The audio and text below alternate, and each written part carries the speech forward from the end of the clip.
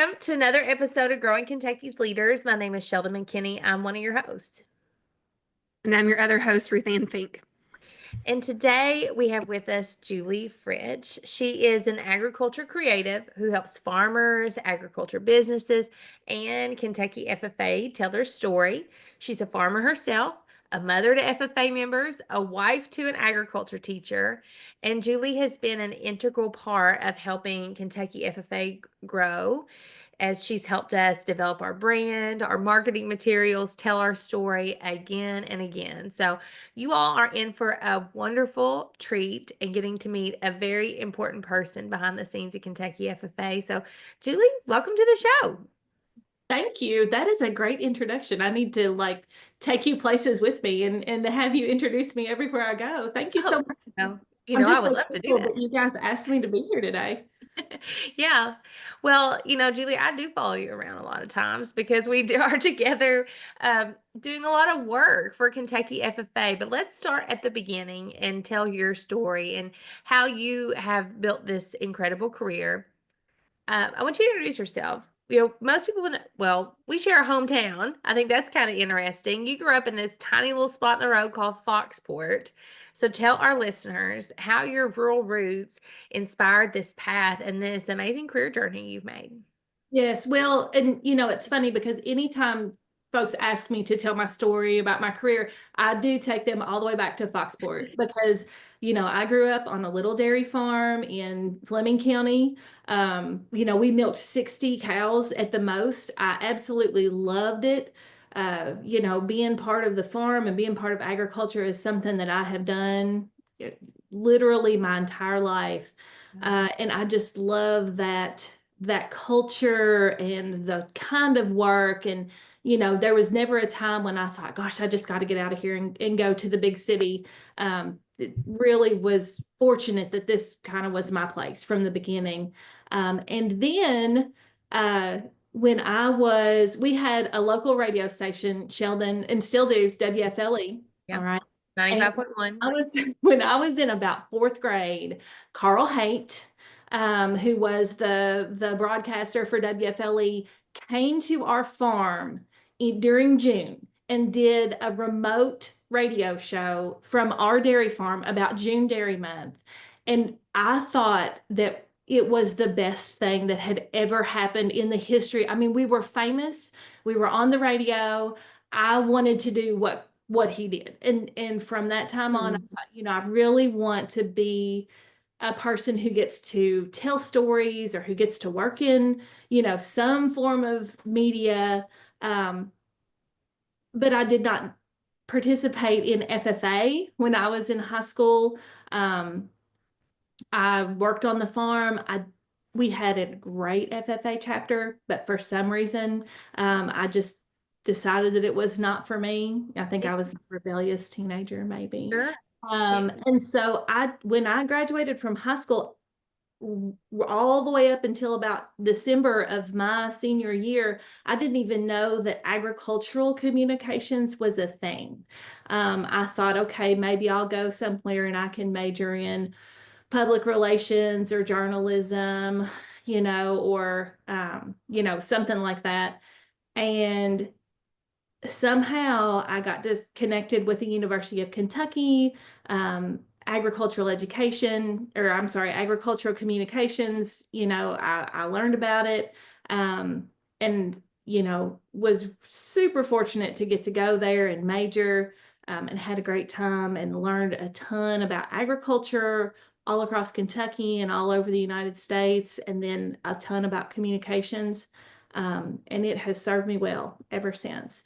After I graduated, I spent time as a 4-H agent in Fayette County. I spent time working for a major wholesale greenhouse here in Bourbon County, where I live now, called Color Point. We shipped flowering annuals kind of all over this region of the United States. I worked for 10 years for the National Association of Agricultural Educators. And then I started doing this. I kind of went out on my own with Julie Fritsch Creative. And the way that kind of came about was I loved working for NAAE. I loved what I was doing. I was their communications and marketing director. But I traveled a lot. I mean, I got to go, it was super cool. I got to go see agricultural education programs all over the United States. I got to travel all over the US talking to people about being an agricultural educator, supporting agricultural education. But I was gone a lot. And I had 2 kids. We had a farm. My husband was an ag teacher, like you said. And I thought, I think I can do what I do now for NAAE for other people, and I can do it kind of more on my own terms. And, decided to kind of step out on my own. And that was you said we've been working together since 2016. You guys were some of my very gave me my very first opportunities. And I've been doing it ever since. And it is just the best. Like, it is a blast. I get to do anything and everything that you can think of related to telling the story of agriculturalists in whatever it is that they do, whether it's an organization like what you guys have, whether it's an ag business like a farm. I still do a lot of work for the National Association of Agricultural Educators. So every day I get to, get out there and really look for ways to connect with people and tell stories that will resonate with them and get them to kind of give a little bit of their attention to agriculture. And I have ended up working a lot in the arena of agricultural education. So giving their attention to agricultural education, and it's great. Mm. And Julie, we hear that all the time, that it's so important for farmers and ag businesses to tell their story.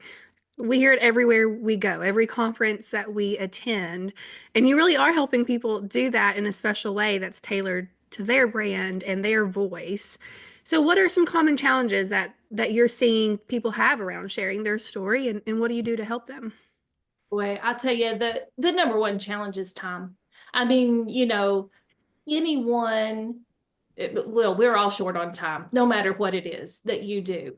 But if you're a person who is running a very complex business, because all farms are an extremely there's no off season. business, there's no off season, there's no off time. You're not like, hey guys, I'm gonna go on a work retreat. You just are doing your best to make your business thrive every day. And so carving out the time to not only communicate, but to really have an opportunity to think about what are the messages that I'm sharing, who is my intended audience, how am I reaching them, and then what is the action that I want them to take if they hear me.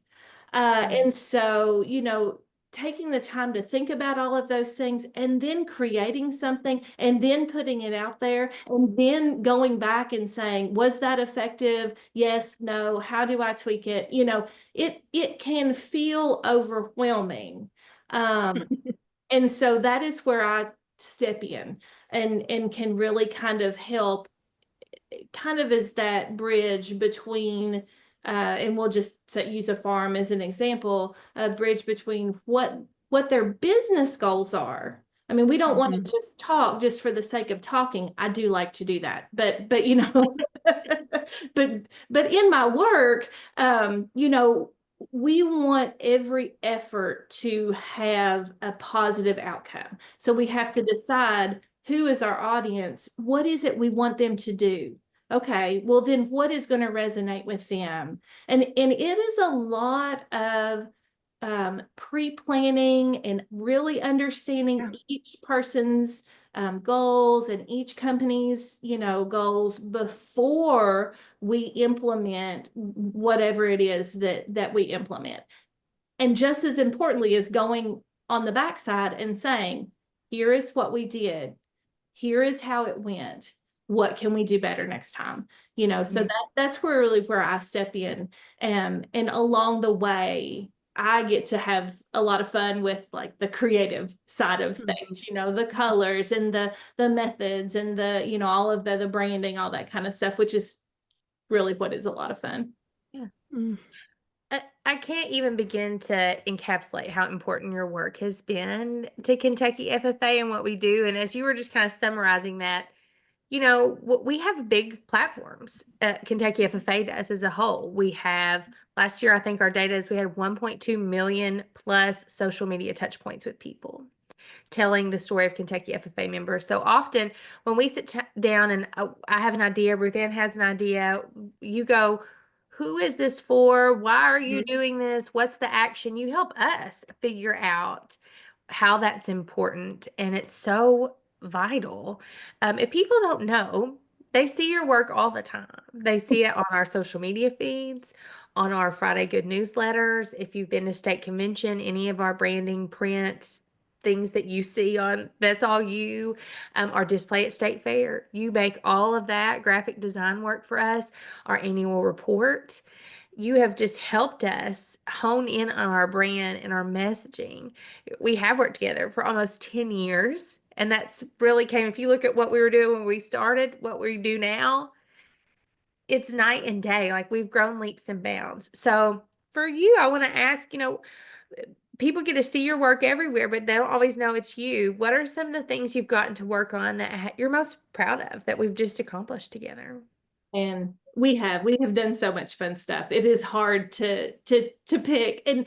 And I have to say that as you guys have grown, I have even been able to bring in some more behind the scenes folks. Right now I work closely with a former state FFA officer, Riley Hall. She actually is back there creating a lot of the things, while I'm over here working on some other stuff for you guys. And so I think some of my favorite things that I have done for you all, it's not a particular one project, but it is seeing the growth in how you guys have thoughtfully implemented your branding and thoughtfully considered who your audience is. Who are our FFA members? How do we reach them? What are their needs? And helping you get that message out to them has just been so gratifying. So, for instance, one of the programs that you guys have really grown is your SAE grants from the time that I started working with you until now. And I think part of that is your messaging out to the members and the agriculture teachers that says, like, hey, we know you guys are doing this. We know it's a need. We have, funding for you. Right. Please take advantage of it. And the way that you're telling them that is not only in just like direct, an email or social media posts, but you're telling the stories of successful SAEs. You're highlighting those students through your state fair displays and all of your print pieces and all of those kinds of things. And on the other side of that, you are telling your supporters through your messaging to them, look, this is important. The more we give, the more these students do. The higher the bar, the more you set the bar, the students reach it. You set it higher, they reach it again, because there are just so many young people out there who are hungry for those opportunities. And getting to tell that story through, our videos that we have done and our, print pieces and annual reports and all of those kinds of things. I mean, I just love doing all of that stuff. And you guys have put systems in place. You have strong branding. Now, I don't know if there's anything more recognizable than the FFA logo. But around that, you've built really just this great platform of saying, we have opportunity, and folks have just risen to the occasion. And so I love all of those kind of pieces that we've done for you. Yeah. I'm so proud of our students and the stories that we get to tell. They are so unique, and we just the wealth of story we could tell and impact we've had. We just touch a fraction of the surface of what's available. But I want to mention systems. You talked about that, and I want anybody who's listening, who maybe your local FFA chapter, your personal farm, your personal brand, your business, We run on systems here at Kentucky FFA. That's really how it's grown. We have a year-long editorial calendar. We're constantly thinking about what's on socials, what's on our Friday newsletter, how do we reutilize, remake materials we already have. So to make it look, we make it look easy, you make it look easy, but Mm-hmm. it's not. It is so much work. And so when you said that time behind the scenes, storytelling is so important, but it's a real job. It Yes. is. And a Yes. lot of people don't think that, I think. Yeah. It is. And the more you can systematize that, the more successful you will be. So if you are, even if you're a student who has, I don't know, if you're selling dog biscuits, that's your SAE. If you can put systems in place so you don't have to recreate the wheel every time you want to market or advertise your item, Mhm. if you have a file of your logos, if you know Mhm. your colors, if, even things as simple as that, if if you have a schedule for making social media posts, you can go in and pre-schedule those, or your phone alarm goes off and you're like, oh, it's Wednesday. It's the time, this is when I do this. Mm-hmm. Anything that you can put into a system is just going to get you in the communications and marketing arena. That's just going to get you that much closer to meeting your goals and being successful. And you guys have done a great job of that. Yeah. Well, I'm glad you brought up like SAE projects because those have changed a lot over the years too. I mean, we have some of the same traditional SAEs that have been around for decades and decades, but they're starting to look a little bit differently. And we're seeing an increase in ag communication focused SAE projects. And so I love that you were starting to give some advice and please give some more of this because we have a lot of students that listen to this, Julie. If there's a student and they're listening and they are like, yeah, I have an ag communications SAE, or that is something I want to try and start. Um, to help me as a future career, what opportunities are available for them? What skills should they start honing in on now? Or what advice do you have for them as they're getting started? Sure. And so this is where my really practical side comes out. And so, if you are a student who is interested in that sort of thing, some of the things that I would say is communications and I will say the field that I am in. So I was an Mhm. ag communications major, but that is not something that you can major in anymore at the University of Kentucky. They do not have it. And I'm pretty Yeah. sure that they don't have it any university in Kentucky right now.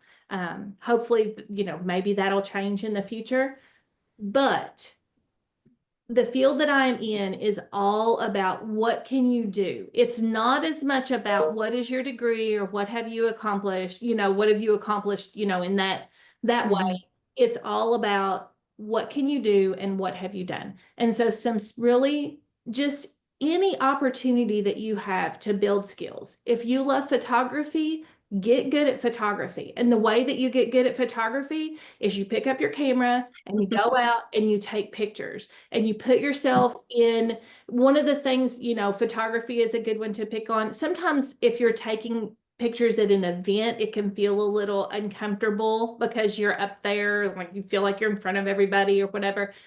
You do it, you come home, you look at the pictures, you read, blogs or books or whatever your resource is about what is good, what folks are looking for. You look at good pictures, you look at your pictures, you learn to edit, you go out and you do it again. And you just do Yeah. it over and over. If video is your thing, same thing. You look for opportunities to take videos. It doesn't have to be, I mean, you video, you know, your dad, working on a car, whatever it is, Yeah. or writing, you find opportunities to write, or social media, you find someone, even a classmate who has a different SAE who needs help promoting that, you help them with their That's neat. social That's a media. great idea. Those are the kinds of Hmm. things. And then I would say, as you're building your skills, one of the things that I run into is a lot of people right now are very good at social media, at the Meta platform, um, Hmm. and they're good at things like Canva. and things like using ChatGPT, and all of those things are important. But as you build your skills, I would continue to look into things like the Adobe platform, things like Photoshop and Illustrator and InDesign, because as you begin to work professionally, folks are going to be looking for those kinds of skills, even beyond like your Canvas and that kind of stuff. So, Right. just a little bit of advice. I love what you said, that it's about what you can do. And I think about so much, when I started in this role, if we wanted a video produced, like a 2 or 3 minute video, it brought in cameras and light kits and all these people with skill set, and it costs a lot of money. Now, for the gala the past few years, we've used some past state officers or current state officers who can edit video, and they are doing it from their cell phone using CapCut, but it's impactful. Yes. For things that I want to ask about, the what can you do and what's next is, if when you majored in ag communications, social media didn't exist. It was a different skill set. Like, it's just grown and grown. And what's going to look like in the next 10 years is going to be, have you kept up with the trend? Can you do what's coming? So what do you think is coming? What should people be mindful of as we're shaping our strategy for the future? Sure. If you are person who is interested in communications, anything and everything you can do for skill building in AI and all sorts of AI, whether that is with writing, whether that is the image creation is coming along. I mean, it's improved tremendously just in the last, it's growing so quickly. It's even in the last 12 months, it has gone night and day. Video, AI in the video arena, all AI is where it's going. And with that, the pace of how quickly you're expected to turn things out will grow, because with AI, you can turn things out much more quickly. Right. And so I think anything you can do to kind of gain skills in that area. But I'll tell you, the things that have helped me the most as I have gone through all the different stages of my career are the things that have always helped everybody. Work hard, be curious, do what you say you're going to do, show up on time. When you mess up, admit it and just apologize and fix it. Those kinds of skills, it doesn't matter how the world of communications changes. If you're curious and you work hard and you keep your ear to the ground, you're going to be just fine. You're gonna be on the next wave, and people are going to want to work with you. And at the end of the day, that's the thing. If people like working with you and you get good results for people, you will always be successful. Oh, you were so right, Julie. And in agriculture, the world is small. So if people go, I had a really bad experience, that follows you versus I had a really good experience. I want to say for students listening, and I've told you this so many times, I've worked and hired a lot of creative people over time. Now we exclusively use you and our podcast producer, Blair, but um, it's hard to find, in my experience, creatives who do great work but also can stick to a timetable and meet deadlines. It's almost like those two different parts sometimes have a hard time meeting. And if you are a person who can do what you say you're going to do on the timeline that you have given a client, and you can turn out great work, you are a gem in this industry. I mean, it is so, so valuable. And so those skills that FFA teaches, and that just, it matters deeply. Yes, yes, absolutely. I could not agree more. And no matter what you decide to do in your life, if you do those things, if you do what you say you're going to do, if have integrity in your work, and you are easy to work with, you're, easy to get along with, you're going to find success, I think, in whatever it is that you do. It's sometimes it's going to be hard, and you're just going to, when things get hard, you just know that is not the end of the world. it's hard today. Mhm. Could have done it better. Here's how we're going to move forward.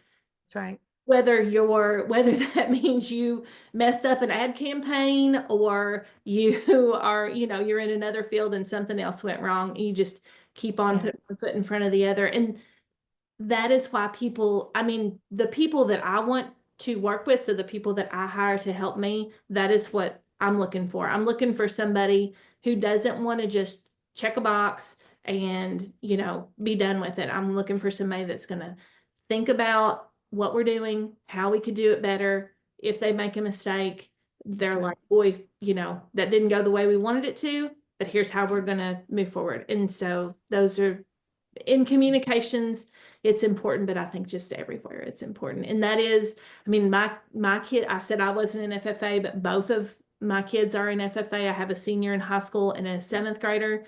And I'm just so impressed with the way that it builds that skill for students. You guys just have, if you're a student and you are just starting out light years ahead of where I was when when I was a high school senior. I see these students doing job interview contests and, giving speeches. And I think, oh my gosh, when I was 17 years old, there is no way that I could have done that at all. So, Because you weren't in FFA, Julie. That's what. that's right. I should have. Yeah. Well, I'm so glad that our listeners got to meet you today. You are so important to our work, and we're just grateful to have you. We ask all of our listeners the same 3 questions, and now we're going to ask you. And the first is, what motivates you? What keeps you motivated as a leader? It's funny because I know the name of this podcast is Growing Kentucky's Leaders, and boy, FFA is so good at that. And it has always been really easy for me to look out at other people and think, well, they're such a great leader. She's such a great leader. He's such a great leader. It's always been kind of an uncomfortable thing for me to think of myself as a leader. And I think that a lot of people have that same issue. But when I think about the things that when I'm at my best, that I really like to be able to say that I help with is if I can think of myself as a connector. I love to, whether that's connecting people, whether that is showing someone possibility or opportunity that they did not know existed before, whether it's just being an encourager. To me, when I get the opportunity to do that, that is what really keeps me excited and motivated, is just being able to make those connections. That's really good. And then you're in the perfect line of work, if that is truly what keeps you motivated as a leader, Julie. We also love to ask our guests about philanthropy. Like, obviously, the Kentucky FFA Foundation, we're a nonprofit where we serve to be a philanthropy to Kentucky FFA members. But philanthropy can look a lot of different ways. So what's just the most meaningful way you've gotten to engage in any kind of philanthropy? Sure.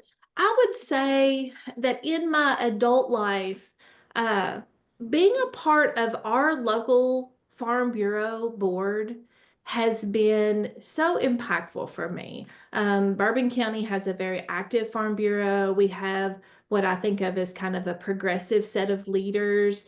And we have had the opportunity to recognize, farmers in our county. We've had the opportunity to positively impact students in Bourbon County through scholarships or Farm Bureau programs like EIFEL or Ag Literacy Week, those kinds of things.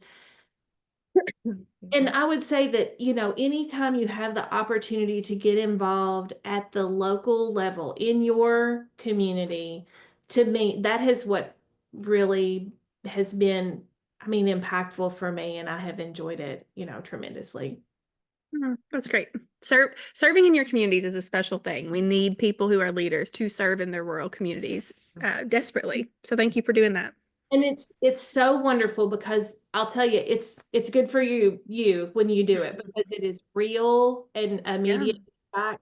And that is something that you can't, you can do a lot of social media and a lot of other things, but being able to just in-person connect with someone who is a part of your community. There's just nothing like it. Yeah. That's great, Julie. Our last question is, it could be light, serious, whatever you're thinking, but it is, what's just something that you can't stop talking about? I love this question. This is a really good question. So my son, I mentioned, is a senior in high school. He is going to the University of Kentucky to major in agricultural education. And I went with him on Friday to register for his classes. They had like a parent. I'm not a super helicopter parent, I promise. It was for parents and students. So one of the presentations that we sat through was financial literacy. And okay, so I have lived my life as a creative, and so that has not always been my strong suit. Anything with numbers, money, that kind of thing. But this lady pulled up a slide, and it was unbelievable. So if you are a student, please listen to this, because she talked about the power of compounding interest, and you guys are fun, you guys know this well. So she compared two different people. So the first person graduated from high school or college, and they got a job and they worked for 10 years. And then they decided that they were going to start putting $1,200 a year into an investment account, and they put in $1,200 a year for the next 40 years. $1,200 a year isn't a lot of money, but they put in $1,200 a year for 40 years. And at the end of that time period, they had like $775,000, which is a lot of money. I mean, that's good. Okay. That was person one. Person two graduated, got a job, took $1,200 from from the time that they started, and they put it into an same investment account for 10 years. Okay. And then they stopped. They never invested another dime for the next 40 years. So and then at the end of that time period, they had $1.4 million. So you have this person who is invested for 40 years. They put in like $48,000, and they still have less than this one person that for like the first 10 years of their career put in some money and then just let it sit all that time. And that is, I mean, I had heard examples like that before, but man, like you will just put a little bit away when you are young and have an opportunity. Man, the impact that it makes over time is just unbelievable. I mean, that's just so great. So I have been telling everyone that I see about that, especially if they're young. Like, do you have an investment account? Are you putting money away? $1,200, it's $100 a month. That's just, nothing. So, That's great. That's what I can't stop talking about. Compound interest. I would not have guessed that was going to be what you brought up today, was compounding interest, but I think it's because that's not something that I think about a lot, and it blows my mind. And I have one other thing, if you'll just indulge me. Yeah. So I'm a huge reader. I've got 2 or 3 books going all the time. And I just read this book. It's fiction, and it was so good. It's called They All Fall the Same. The author is Wes Brown, and it is set in Eastern Kentucky, like Richmond, let's see, like Richmond, Estill County, kind of like that area. And I don't know if this guy is from there or he just really did his research, but it is probably the best book that I have ever read as far as I mean, he nailed it as far as the location. I mean, at one point, like one of the bad guys is eating a bag of Mingy Brothers beef jerky. Like they're going past like landmarks that I have gone past. It was so refreshing to read a really good fictional story that was set in that area. And I just absolutely loved it. Now, I will say, I mean, it is a crime drama. So it's, drug lords and murders and, all that kind of stuff. So maybe not right for every audience, but man, it was good. It was really I'm good. gonna add that to my TBR list, Julie. Yeah, it was good. That's great. Yeah. All right. Well, it's perfect. Julie, thank you for just all the things that you do. I want to also mention that your son, Joe, who's going to college, he's investing compound interest now. He also performs our show music. And so he's won the Kentucky FFA talent contest, and He's been on the podcast too with your husband before, as we were talking about them. So Yeah, he has. Claire's next, and we'll have the whole Fritsch family on. That's exactly right. And she would love it. She would tell you too. So we are really lucky. We have always been a family who has understood that whatever it is that we're interested in is what we should pursue. I mean, I think a lot of times that was probably one of the scariest things about setting out and saying, I know I have a good job, but you know what? I think I'll just go out and be a freelancer and see if I can just, do this. Yeah. You can. I mean, you're going to have to live up to somebody's expectations. It might as well be your own expectations, in life. Sure. And so, if we have a son that's super into music, we've supported that. We have a daughter that's super into livestock, we're supporting that. I mean, we just really are a family that thinks that you should follow your passions, but whatever it is, you should work hard at it and do your best. And so far it's worked out. So That's so great.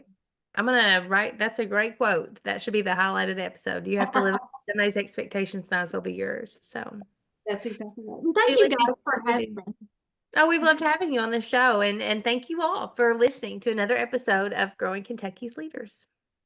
Growing Kentucky's Leaders is a podcast brought to you by the Kentucky FFA Foundation. Our music is performed by Bourbon County FFA member Joe Fritsch.